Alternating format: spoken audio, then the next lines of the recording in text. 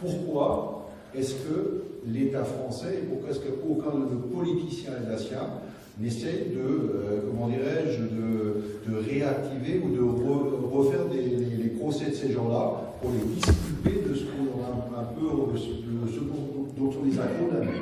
Voilà. Alors ça, c'est une question tout à fait qui m'a tout à fait interpellé. Il y a souvent des révisions de procès. Bien sûr, bien sûr. Alors pourquoi il n'y a personne qui lance cette... Alors, voilà.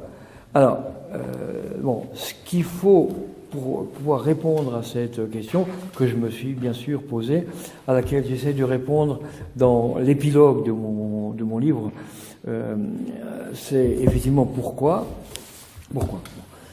Il faut savoir que qu'en 1945, le contexte, l'Alsace traverse un contexte politique tout à fait inédit et particulier.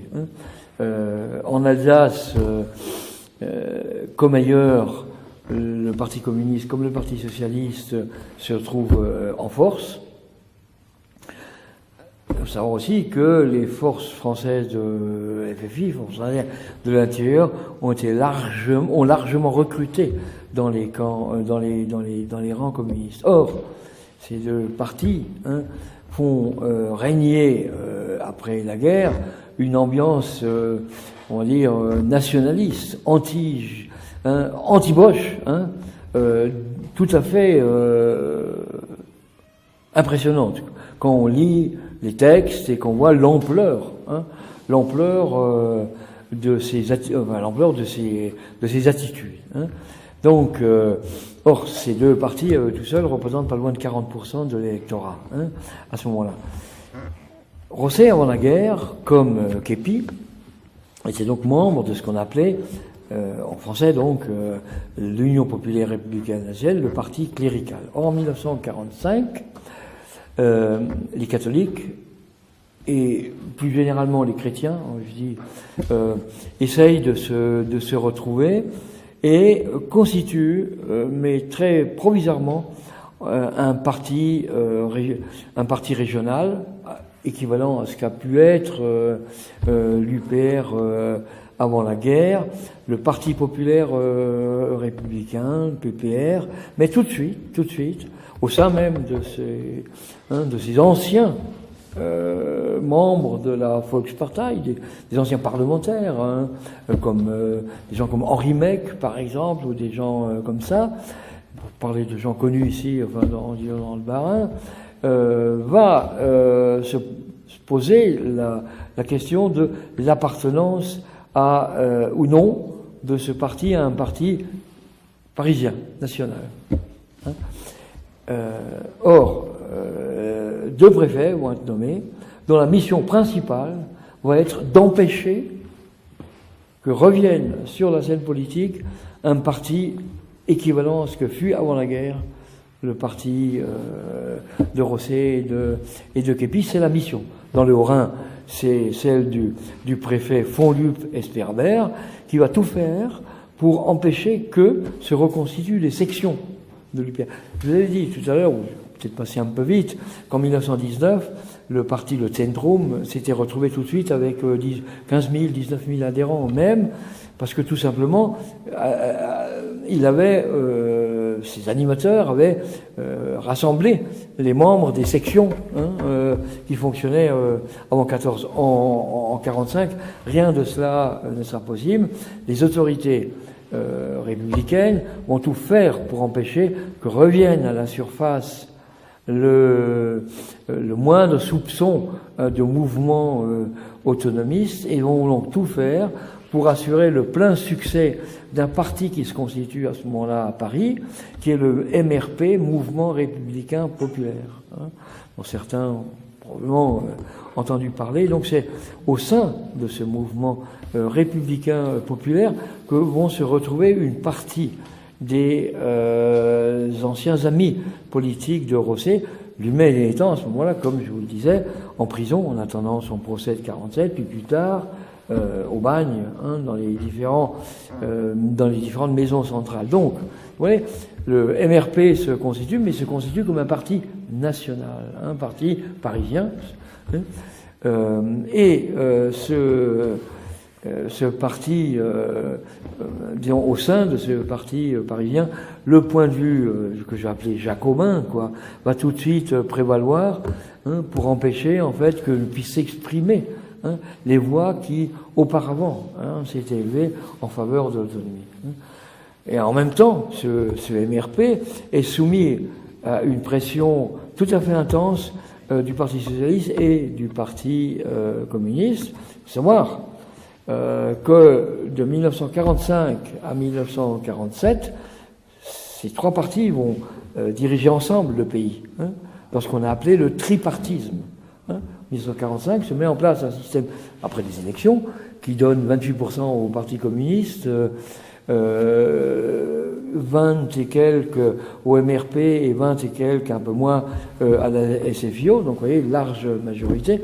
Ces partis dirigent ensemble le pays, et à ce moment-là, je dirais que les dirigeants, que ce soit parisiens que alsaciens du parti, vont surtout avoir comme envie de préserver, hein, cette union de l'après-guerre, et finalement Rosset et d'autres, Képy et tous ceux qui ont été condamnés par lui, avec lui, vont être carrément sacrifiés, je vais dire, hein, sur l'autel de l'unité du tripartisme. C'est très clair. Très clair. Je suis pas le premier à l'écrire, hein. C'est ce qu'un historien, parmi beaucoup d'autres, aussi sérieux et aussi indépendant, je veux dire, que François Ingersheim, par exemple, écrit dans plusieurs articles, hein.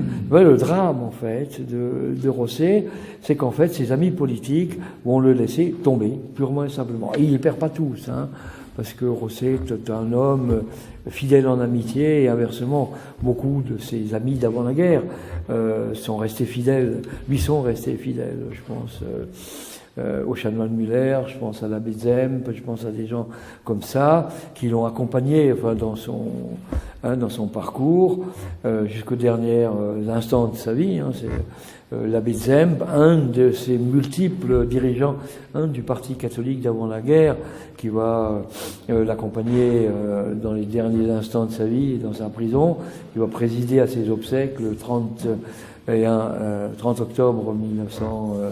Je ne sais pas si je réponds clairement à votre question, mais donc, de façon évidente, hein,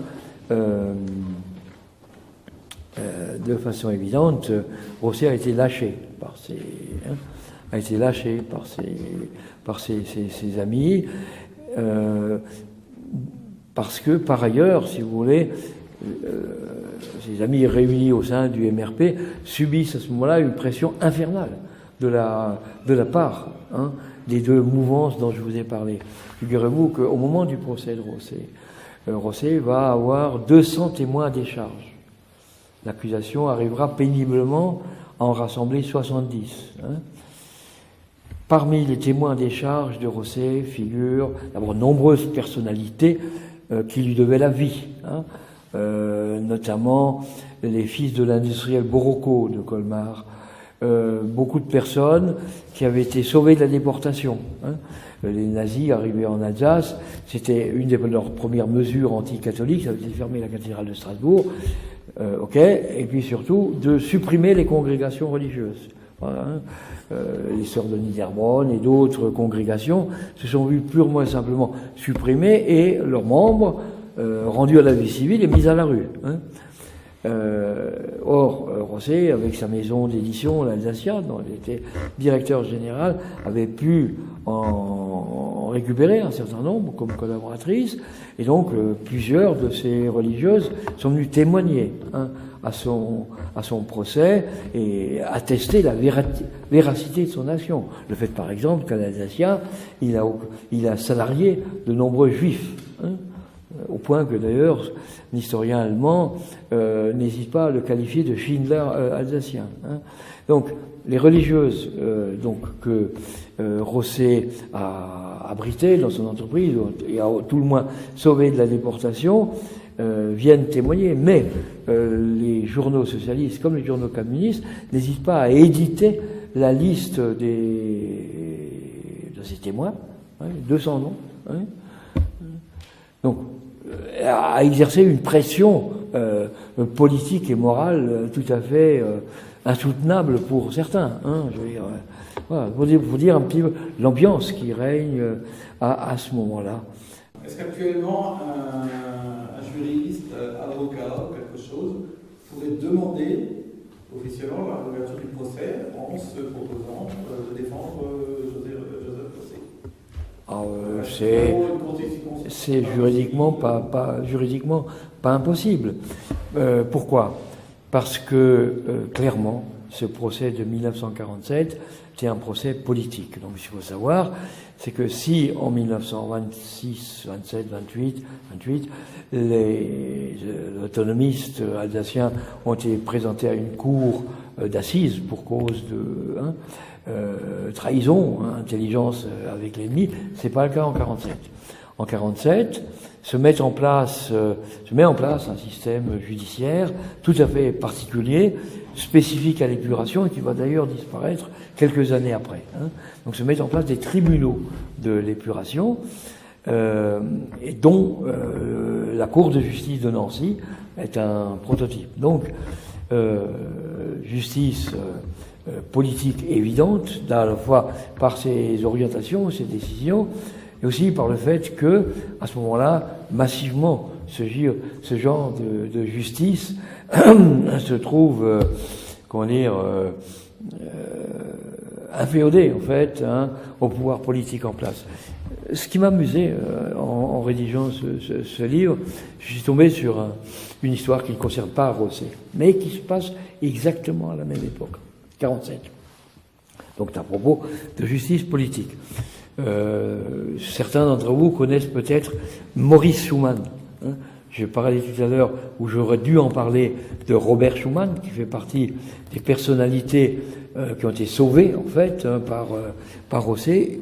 Il y a eu parallèlement un autre homme politique de cette époque, qui s'appelait Maurice Schumann, avec deux N sur la fin, et qui, pendant la guerre, fut le porte-parole de la France libre. Les Français partent aux Français. Schumann. Schumann, donc, résistant, connu, d'autant plus connu que donc il occupe cette fonction officielle. Et en 47, il a un démêlé avec un autre résistant. Pour ceux qui sont intéressés à cette époque, en ont peut-être entendu parler, c'est le colonel Passy. Colonel Passy, le chef des services secrets de la France libre. Et en 47, un différend les oppose. Passy traite Schumann de lâche. Bon, insulte, Schumann de lâche, en lui reprochant d'avoir refusé de sauter au-dessus de la Bretagne, alors même qu'il était, en tant que militaire, volontaire sur une mission de parachutage sur la Bretagne, donc sur la fin de la guerre. Schumann prend ça très très mal, parce que Schumann, à ce moment-là, au moment de cette fameuse mission, comme beaucoup, tout à coup, voit ses jambes trembler, et donc Schumann refuse de sauter, et en 47, Passy va publiquement l'accuser de lâcheté. Alors, Schumann écrit à ce moment-là à De Gaulle, parce que De Gaulle s'est retiré du pouvoir, mais reste, une espèce d'arbitre de tous les conflits qui pouvaient opposer les gens de la résistance gaulliste. C'est le cas ici. Et donc Schumann écrit au général pour se plaindre du colonel Passy.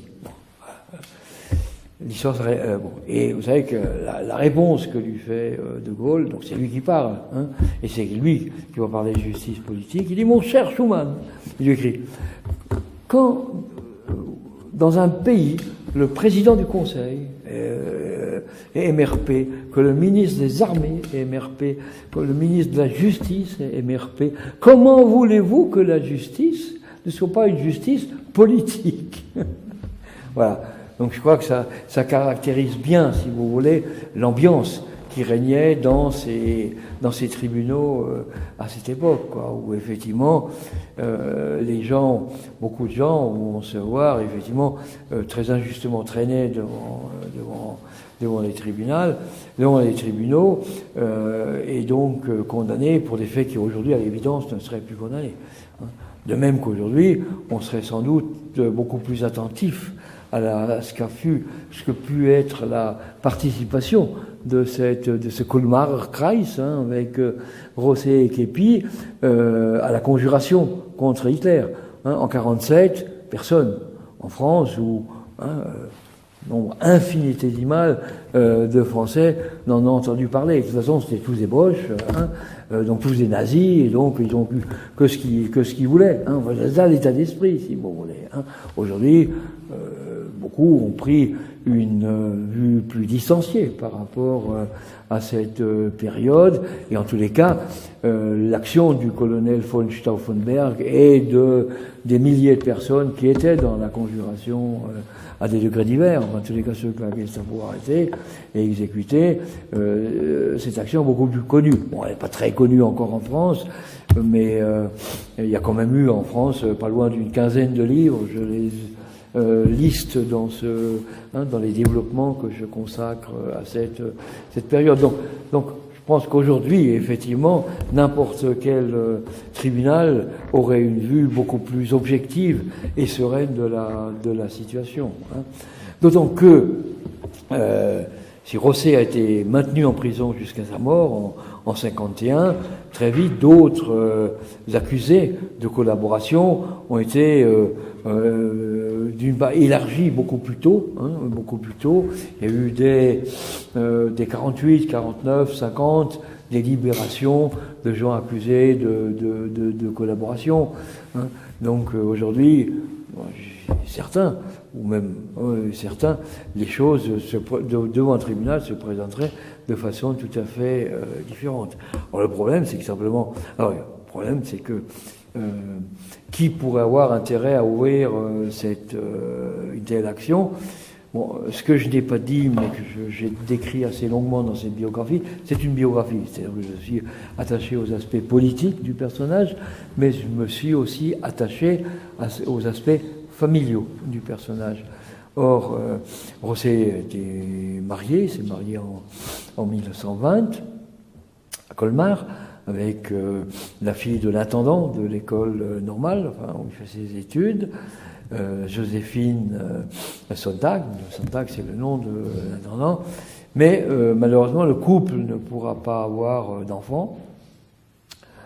Pour une raison médicale X, Y ou Z sur lesquelles que j'ai analysé, mais c'est inutile de l'évoquer ici. Le fait est que le couple ne peut pas avoir d'enfant et donc adopte un enfant.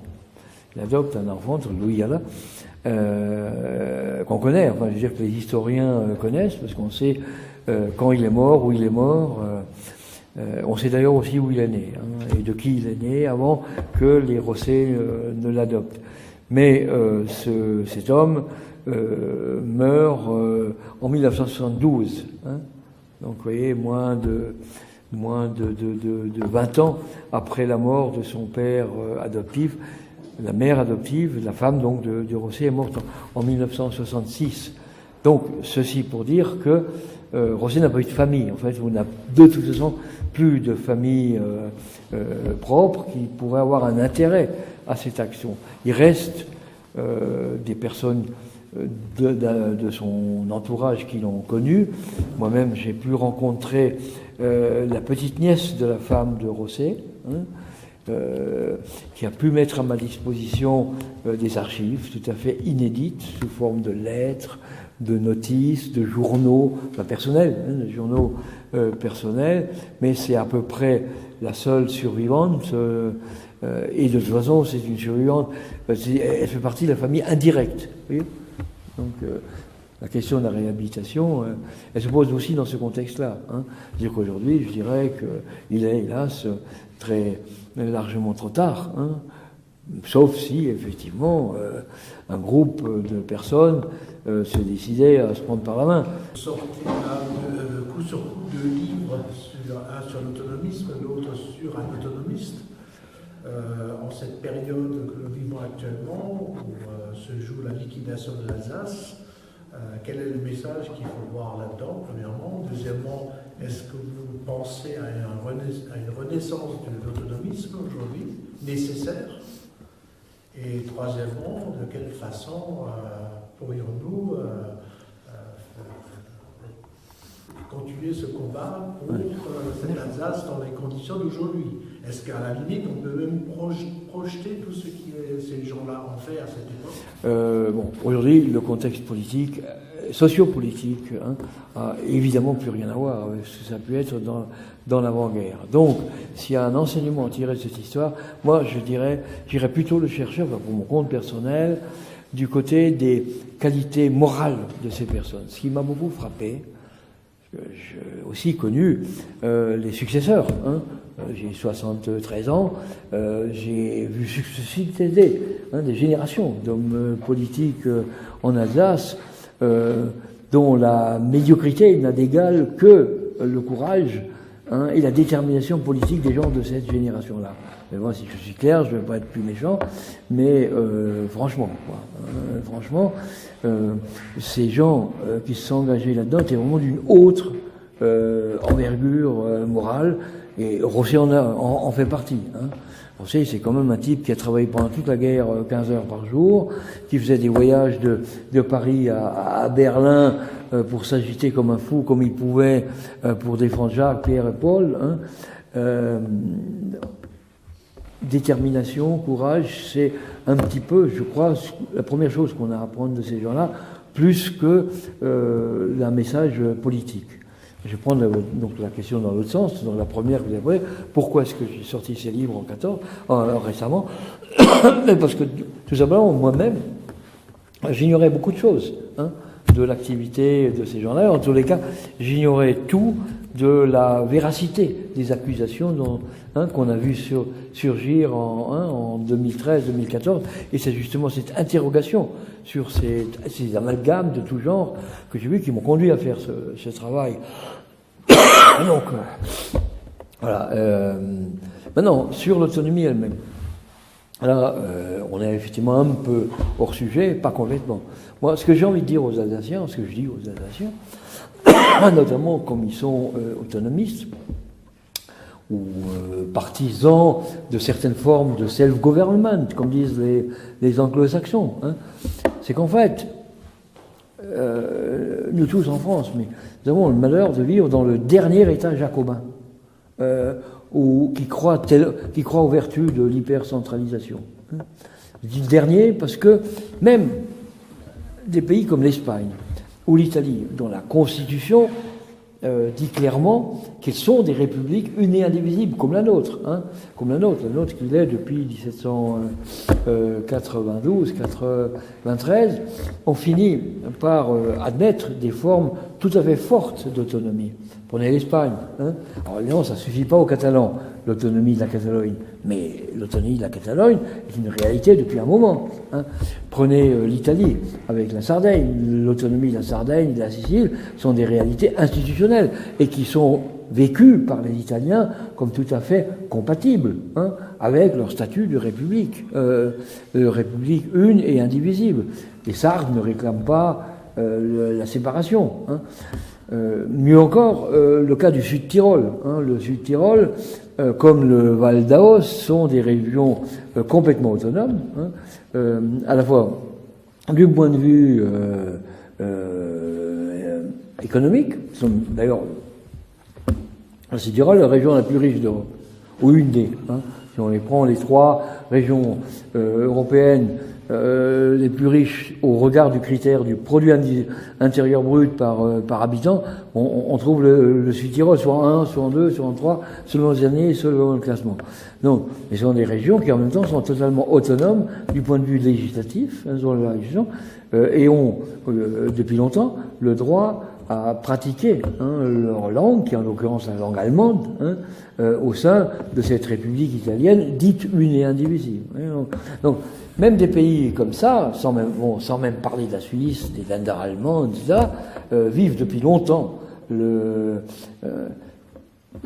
problème pour nous, c'est que depuis des décennies, on n'imagine pas qu'une région puisse avoir, un ensemble, un territoire, puisse avoir un statut différent, un statut particulier.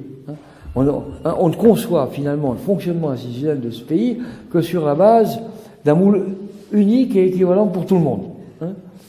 Alors que nombreux pays autres que ceux que je viens de citer, je prends le cas de la Finlande, connaît depuis 1920 ce qu'ils appellent le fédéralisme ou l'autonomie asymétrique, c'est-à-dire une autonomie consentie à un territoire, mais un territoire unique. Les îles Åland sont autonomes, la région de Stockholm est une région de droit commun, on va dire. Nous, on a eu du mal. Maintenant, ça commence à changer avec la Corse. Parce que quand même, depuis un certain nombre d'années, les Corses ont réussi à arracher un statut particulier dans le cadre constitutionnel de la Ve République, qui font qu'en effet, l'année prochaine, ils vont pouvoir disposer d'institutions propres.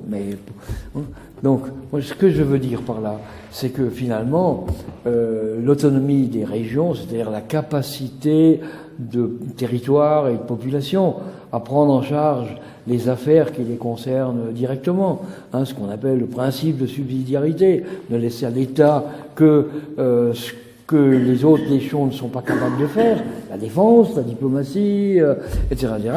Le principe de subsidiarité, on va s'imposer à peu près partout, au moins en Europe, si vous voulez, au moins en Europe. Et je pense que d'une manière ou d'une autre, un jour, il va en être de même la France. De toute façon, la France croule sous le centralisme, elle croule sous les réglementations. Donc je suis personnellement, pour ma part, assez convaincu qu'il va bien finir par y avoir un basculement un jour ou l'autre. Je ne sais pas vous le décrire, mais je dirais comme Aaron Tazieff, géologue, à propos de la vallée du Rhône où j'habite. Je ne sais pas quand il y aura un tremblement de terre sous centrale de la vallée du Rhône, mais je sais qu'il y aura forcément un tremblement de terre. Est-ce qu'on n'est pas dans une période un peu charnière où on assiste parallèlement à la remontée des nationalismes, des États-nations, et qui provoque paradoxalement une surchauffe justement de régions autonomes qui, quelque part, se rebiffent contre ce nationalisme des États. On a l'impression que le Royaume-Uni lui-même est en train de vaciller sur ses fondations, avec l'Écosse, le Pays de Galles qui a ses propres institutions maintenant, la Cornouaille qui a été reconnue comme une minorité nationale depuis un mois, à peu près, ou deux, et qui de plus en plus manifestent leur volonté de, finalement, à moyen terme, de se séparer du Royaume-Uni. Donc, ça, c'est quelque chose qui a l'air de monter parallèlement à ces grands cocoricots, qu'ils soient français, qu'ils soient anglais, ces rêves de puissance passés. L'Espagne, c'est un petit peu ça aussi. Est-ce que dans les 30 ans, ou peut-être même avant, on ne va pas justement assister à l'implosion de tous ces États qui sont simplement le résultat de guerres et de siècles d'annexion pour arriver à quelque chose de plus...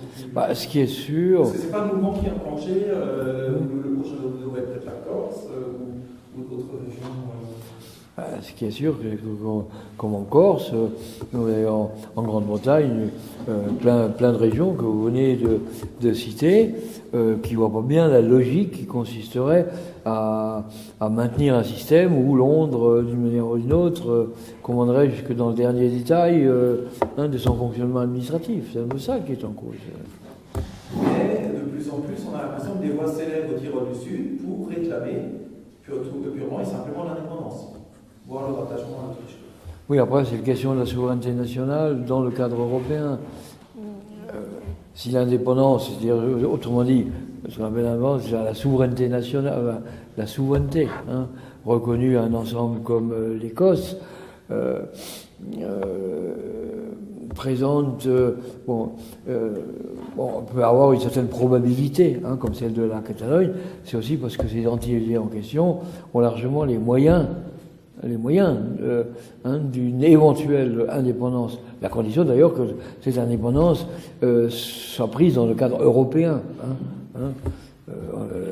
Personne n'imagine qu'une Écosse extérieure à l'Union européenne, même si la Norvège en face. Bon, il y a aussi une question de poids économique, si vous voulez. Hein. Le Tyrol, effectivement, des gens peuvent commencer à se poser la question, le Sud-Tyrol, hein, la région Alto Adige, comme disent les Italiens, hein, la région des Dolomites peut effectivement aujourd'hui voir s'élever des gens en faveur d'un retrait en fait de la République italienne, mais c'est aussi parce que effectivement ils ont aujourd'hui un poids économique, des ressources économiques tout à fait intéressantes. Intéressante. Je suis pas persuadé que l'Alsace puisse avoir les mêmes impacts économiques à l'intérieur même de l'Union européenne. Bon, il y a 10 ans, 15 ans, on voyait encore dans la presse nationale des articles « L'Alsace a-t-elle les moyens de son autonomie ?» En général, bon, il y a 10 ans encore, lorsque le taux de chômage en Alsace était de l'ordre de ce qu'il est aujourd'hui, de ce qu'il est aujourd'hui en Pays-de-Bas, de 3,3%. Bon, effectivement, la question pourrait se poser. Aujourd'hui, c'est assez évident que, du point de vue économique, personnellement, pas assez évident que du point de vue économique, l'Alsace aurait beaucoup de choses à perdre dans une indépendance pure et dure comme celle que vous évoquez. L'historien que je suis, si c'est interroger le passé, est pas très capable de pronostiquer le futur. J'ai pas de boule de cristal plus efficace que la vôtre. Je reviens sur ce que je disais tout à l'heure lorsque je parlais de fédéralisme asymétrique. En Suisse, comme en République fédérale allemande, l'ensemble des Länder, ou l'ensemble des cantons, si on est du côté suisse, sont construits sur le même moule. Hein. Ça, c'est parce qu'ils l'ont choisi. Hein. Par contre, bon, est-ce qu'il est nécessaire qu'il en soit ainsi? Nous, on voit avec la Corse, par exemple, se mettre en place un système que j'appelle asymétrique, parce que appliqué à une région ou à plusieurs, sans que pour autant toutes les autres soient forcément dans le même statut. Hein. Moi, j'ai une nièce qui habite le Berry. Il m'arrive. Bon, est-ce que le Berry aurait besoin d'être elle n'a pas du tout envie d'être dans la même configuration que la Corse. Par contre, les Alsaciens, pourquoi pas, hein, les Bretons, pourquoi pas, hein, donc pourquoi qu'on parle de France fédérale? Moi, je dirais d'États fédérés associés à la République française. Hein, ça serait sans pour autant imposer, si vous voulez, à d'autres régions, comme le Nord-Pas-de-Calais. J'entends pas évoquer de revendications autonomistes particulières dans les Flandres. Ce que déjà, si vous voulez, qu'il faut, alors si on réinterroge l'histoire, et c'est un peu ça le sens de un autre aspect de mon message, c'est le suivant. C'est que pendant, on parlait tout à l'heure de l'après-guerre, de la façon dont l'autonomisme a été mis sous l'étouffoir, dont la façon dont des gens comme Rosset ont été interdits de mémoire, c'est le titre de mon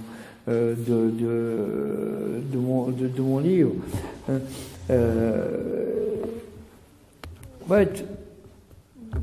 Pendant des décennies, en fait, on a voulu non seulement culpabiliser les Alsaciens, j'en parlais avec mon ami en arrivant ici, hein, que dès 1945, on a voulu les culpabiliser, les incorporer de force, les collaborateurs. Donc, quand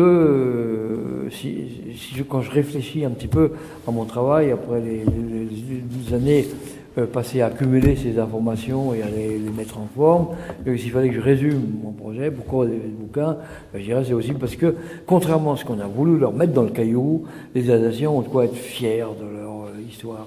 Parce que leur histoire, leur histoire comporte certes des zones d'ombre, hein, mais aussi des pages de gloire. Hein, je veux dire, à la fois au plan de leur action collective et au plan de l'action individuelle des gens qui ont été les instruments de cette...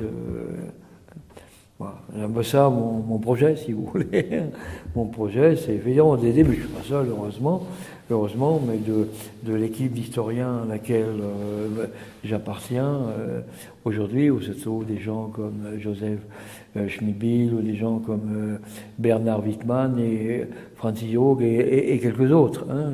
Si nous essayons aussi d'écrire l'histoire autrement par rapport à la façon, par rapport aux mythes